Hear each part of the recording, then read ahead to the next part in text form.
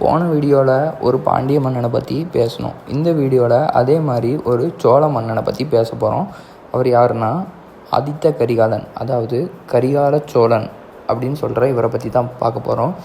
இவரை பற்றி பெருமையாக பாடின பாடல் என்னென்னா பொருநராற்று படை. இதில் இவரை பற்றி முழுசாக சொல்லியிருக்காங்க. அதுபோக இவர் செஞ்ச போர் என்ன அப்படின்னா வெண்ணி போர்.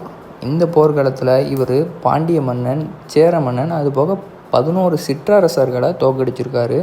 அது மட்டும் இல்லாமல் சேர மன்னன் உதியன் சேரலாதனோட முதுகில் காயம் ஏற்பட்டதுனால இந்த போர்க்களத்திலே தன்னோட உயிரை உதிய சேரலாதன் உயிர் திறக்கிறாரு. அது மட்டும் இல்லாமல் கரிகால சோழனுக்கு இன்னொரு பேரும் இருக்குது.